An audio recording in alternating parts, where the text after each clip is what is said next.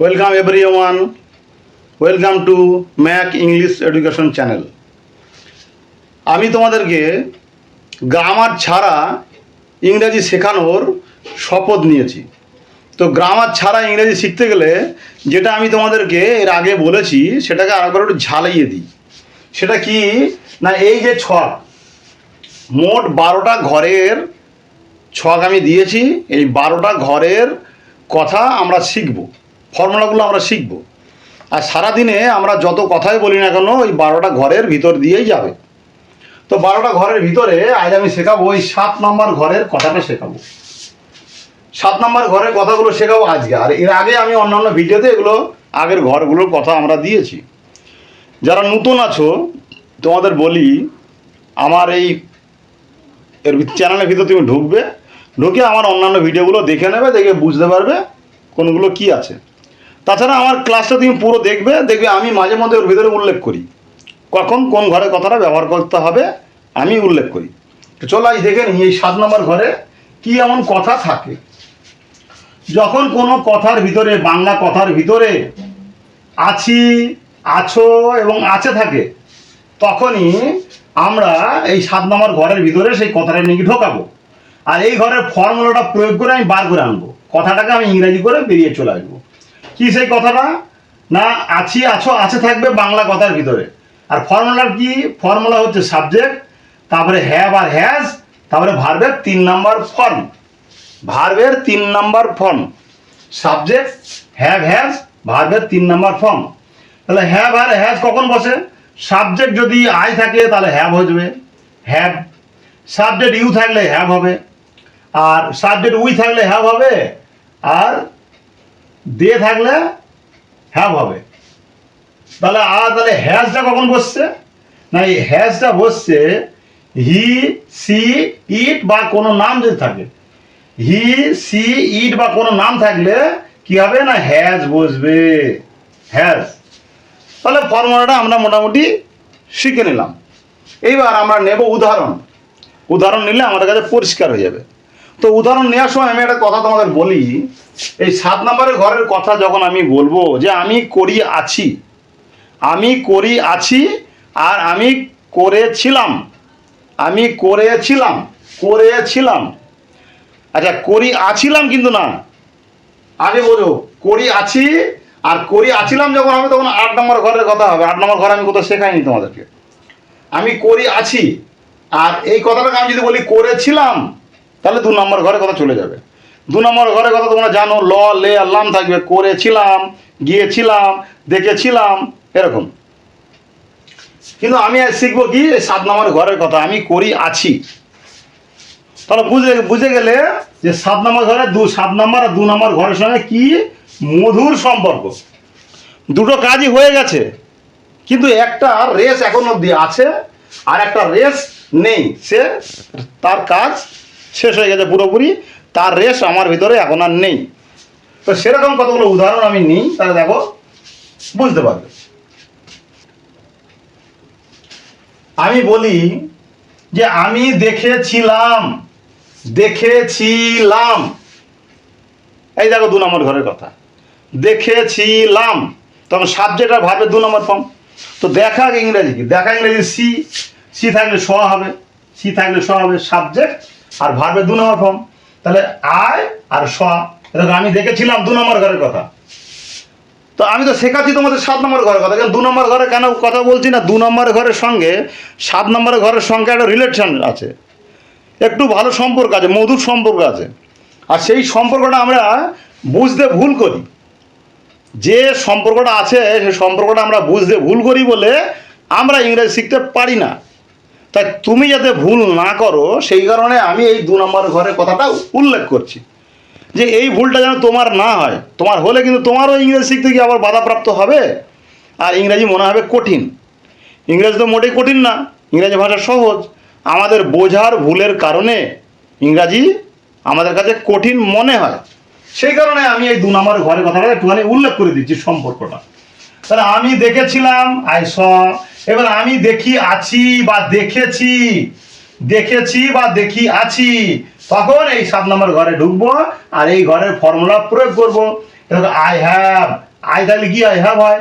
I have seen, এখানে scene কেন না, সি স সিন, এই 3 নম্বর ফর্ম বসাতে হবে ভার্বের। এই যে ভার্বের 3 নম্বর ফর্ম বসাতে হবে, সাবজেক্ট হ্যাভ ভার্বের 3 নম্বর ফর্ম বসাতে হবে, তাই 3 নম্বর ফর্ম বসালাম সিন, সি স সিন। যখন দেখবে যে এই 3 নম্বর ফর্মের কথা তুমি বুঝতে পারছো না বা তোমার সঙ্গে তোমার মাথায় এখন ভালোভাবে ঢুকছে না, প্র্যাকটিস বেশি করলেই ঢুকে পড়বে মাথার ভিতরে, কিন্তু যদি দেখো যে মিস্টেক হচ্ছে, তখন তুমি কি করবে না, এই ঘরের কথাটা তুমি না বলে এই ঘরের কথা তুমি প্রয়োগ করবে। যে আমি দেখেছিলাম, ধর আমি বলছি যে আমি চিড়িয়াখানায় অনেক জন্তু জানোয়ার দেখেছিলাম, আমি কলকাতাতে গিয়েছিলাম, আমি গিয়েছি, আমি দেখিয়াছি, এটা না বলে আমি তোমার কি বলবো, আমি চিড়িয়াখানা দেখিয়াছি। ধরো আমি 6 মাস আগে গেছি, তবু আমি কি বলছি, আমি চিড়িয়াখানা দেখিয়াছি। এইসব জিনিসগুলো আমি সব, আমার তো তখন 6 মাস আগে দেখলেও আমার কথাগুলো কি থাকে, মনে থাকে। আমার মনে হয় এই তো কদিন আগে দেখে আসলাম। তো এই যে জেদ থাকে, এই জেদটাই হচ্ছে এই ঘরের কথা, যার রেস থেকে যায় সেটাই হচ্ছে এই ঘরের কথা। তো তুমি এই ঘরের কথাটাকে ট্রান্সফার করে এই ঘরে পাঠাতে পারো, পাঠিয়ে বললো হয়ে যাবে। কিন্তু তুমি মনে রাখবে, যেহেতু আছি বলবো, এই ঘরের ফর্মুলা তোমাকে প্রয়োগ করতে হবে। তবে একটা জিনিস মনে রাখবে যে এই যে আমি এই ঘর অবধি 6 নম্বর ঘর অবধি যেটা শিখেছি, এই ঘরগুলোই বেশি ব্যবহার হয়, এগুলো ব্যবহার কম হয়। তবু তোমাকে শিখে রাখতে হবে, কেননা কখন কোন সময় কোনটা ব্যবহার হয়, একটু ব্যবহার হয় না বলে কি মোটেই হয় না তা না, একটু কম হয়। তাই করি আছি যখন বলবো, তখন সাবজেক্ট আর হ্যাভ, তারপরে ভার্বের 3 নম্বর ফর্ম, এই সি স সিন 3 নম্বর ফর্ম বসে দিচ্ছি। এবার যাই পরেরটাই, আমি করেছি, করেছি লাম বলিনি কিন্তু, দেখো করেছি লাম বললেই 2 নম্বর ঘর চলে যাব। কিন্তু আমি বলেছি আমি করেছি, করেছি যা, করি আছিও তাই, করেছি আর করি আছি একই কথা। তাই করেছি হচ্ছে আমাদের চলিত ভাষা, করি আছি হচ্ছে শুদ্ধ ভাষা। তো ইংরাজি শিখতে গেলে একটু শুদ্ধ ভাষাটা তোমাকে প্রয়োগ করতেই হবে, শুদ্ধ ভাষাটা মনে মনে তোমাকে ভাবতেই হবে, নইলে ইংরেজি শেখা কঠিন মনে হবে। তাই আমি করেছি বা করিয়াছি, এটা আই হ্যাভ, তারপরে ডান। ডান কেন না, do did R done, done হচ্ছে 3 number form, do did done 3 number form, ওই 3 নম্বর ফর্মটা আমি বসিয়েছি। এবার 3 নম্বরে উমা ও মুন্নি নেচেছে, উমা ও মুন্নি নেচেছে। ভালো করে দেখো, এখানে এখানে একটু তোমাদের ভুল হয়, এই ভুলগুলো যেন করবে না। কি ভুল হয় দেখাচ্ছি। উমা ও মুন্নি দুটোই নাম আছে, কিন্তু দেখো নাম, আমি কি বলেছি, কোনো নাম বোঝালে কি হয়, হ্যাজ হয় বলেছি। কিন্তু এখানে দেখো দুটো নাম একসঙ্গে আছে, উমা ও মুন্নি। যেহেতু দুটো নাম একসঙ্গে আছে মানে কি, তারা নেচেছিল, তাহারা নেচেছিল, দুটো নাম একসঙ্গে আছে, তারা বা তাহারা নেচেছিল। তাই দে হয়ে যাবে, ওটা ওই যে মুন্না, উমা ও মুন্নি, এটা কিন্তু দে হয়ে যাবে, দের ঘরে। তাই দে হ্যাভ যেমন হয়, তখন এটার ক্ষেত্রে হ্যাভ হবে। Uma and Munni have danced, ড্যান্সের পরে ইডি যোগ হবে, 3 নম্বর ফর্ম। তা এই যে দেখো নাম বলেছি, অথচ আমি এখানে বলেছি নাম, তাহলে নাম হলে হ্যাজ হয়। অথচ দেখো দুটো নাম একসঙ্গে আছে বলেই এই ঘরে চলে গেল, দুটো নাম একসঙ্গে আছে বলে দে হয়ে গেল, তাহারা নিচে ছিল হয়ে গেছে। তা এই ভুলগুলো আমাদের হয় বলে আমরা ইংরেজি শিখতে পারি না। তো এই ভুলগুলো তোমরা করবে না। তাহলে কি হলো, দুটো নাম যখন একসঙ্গে হয়ে যাবে তখন দের ঘরে চলে যাবে, দের ফর্মুলাটা প্রয়োগ হবে। বুঝে গেলে? চলে আসি তারপরেরটা, 4 নম্বরটা। সে লিখেছে, সে লিখেছে, সে কি ছেলে হতে পারে, মেয়ে হতে পারে। তাই যদি ছেলে বা মেয়ে হয়, হি বা সি হবে। তাই হি বা সি এর পরে কি হয়, হি বা সি এর পরে কি হয়, হ্যাজ হয়। দেখো হি হ্যাজ। দেখো এবার রাইট, WRIT, রাইট, রাইট মানে লেখা, রাইট রোড আর রাইট এন্ড, এই দেখো রাইট এন্ড বসিয়ে দিয়েছি, 3 নম্বর ফর্ম বসিয়ে দিয়েছি, রাইট এন্ড, রাইট এন্ড। দেখেছো, সে লিখেছে বা লিখিয়াছে, হি হ্যাজ রাইট এন্ড। আচ্ছা এবার আমি যদি বলি যে সে লিখেছিল, লিখিয়াছিল না কিন্তু, আবার বলছি দেখো লিখি আছে, আর এই ঘরে হচ্ছে আছিয়া ছিল, লিখিয়াছিল।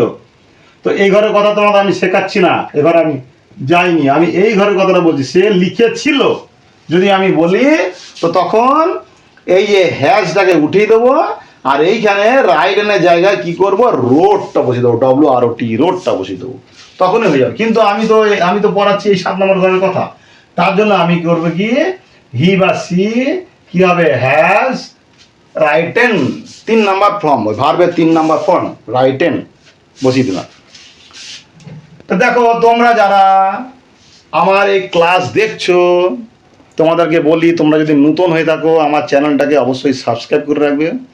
আর যে ভুলগুলোর কারণে তোমার ইংরেজি শেখা হয়ে ওঠেনি বা ইংরাজি তোমার কাছে কঠিন মনে হয়, সেই ভুলগুলোই আমি পয়েন্ট আউট করব আর আমি তোমাকে জানাবো এবং তুমি খুব সহজেই ইংরেজি শিখতে পারবে।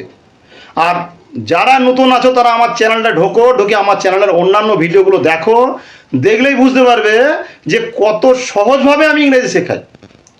আমি দীর্ঘদিন ধরে ছাত্রদের পড়াই, তাই ছাত্রদের পালস আমি বুঝি, তাই ছাত্ররা কীভাবে বললে সহজে ইংরাজি বুঝতে পারবে সেটাকে মাথায় রেখেই আমি এই ক্লাসগুলোকে নিয়ে তোমাদের সামনে হাজির হয়েছি।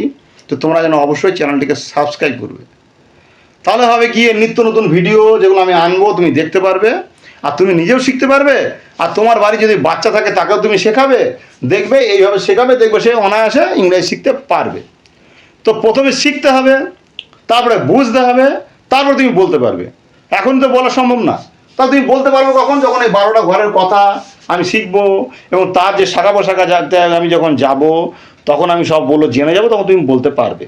এখনই বলা তো সম্ভব হয় না, এখন শিখতে হবে। প্রথমে শেখো, তারপরে তুমি বুঝবে, তারপরে মাইন্ডসেট করবে, তারপর তুমি বলবে। এখনই বলার চেষ্টা করবে না, এখন শিখে নাও। তো চলো তারপরটা যাই। সুমি আমাকে বলেছে, দেখো সুমি নাম বলে দিয়েছি, সুমি নাম বলে দিলে কি হয়? হ্যাজ হয়। সুমি হ্যাজ আমাকে বলেছে বা বলি আছে, তাহলে সেড, এখানে এসে আইডি সেড বললাম কেন? দেখো সে এসে ওয়াই, সে মানে বলা, সে সেড আর সেড, আমি এই সেড 3 নম্বর ঘরের কথায় চলে এলাম। 3 নম্বর ভার্বের 3 নম্বর এই ফর্ম সেড।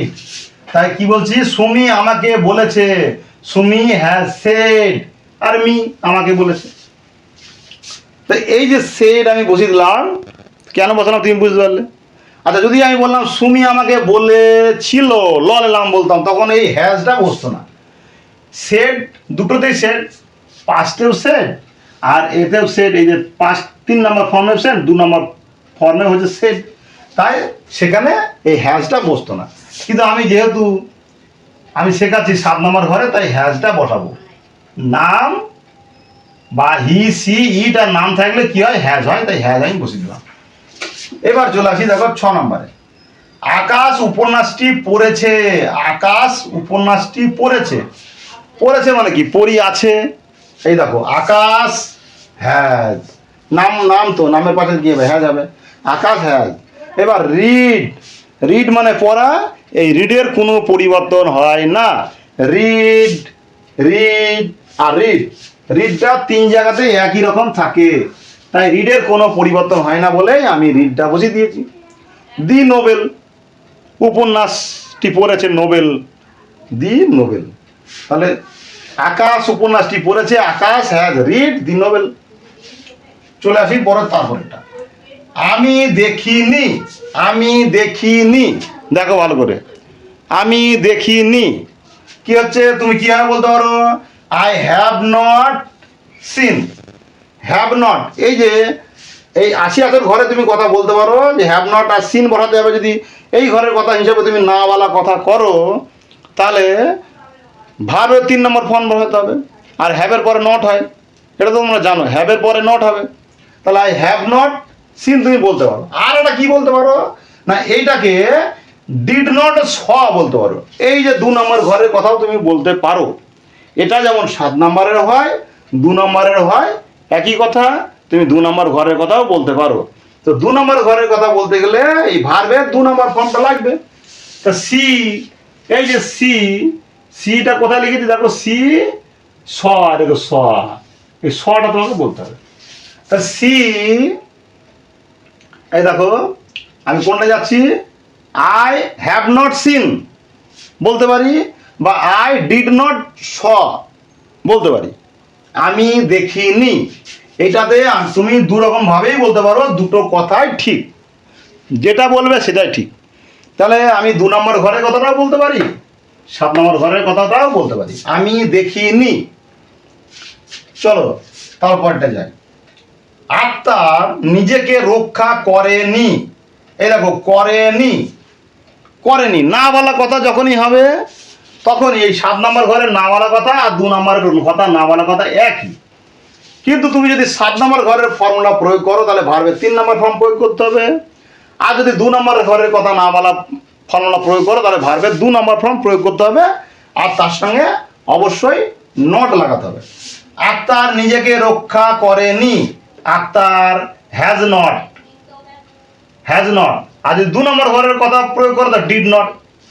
আর ভার্বের এই 3 নম্বর ফর্ম লাগাতে হবে, আর এখানে 2 নম্বর ফর্ম লাগাতে হবে। 2 নম্বর ফর্ম আর 3 নম্বর ফর্ম মোটামুটি একই থাকে।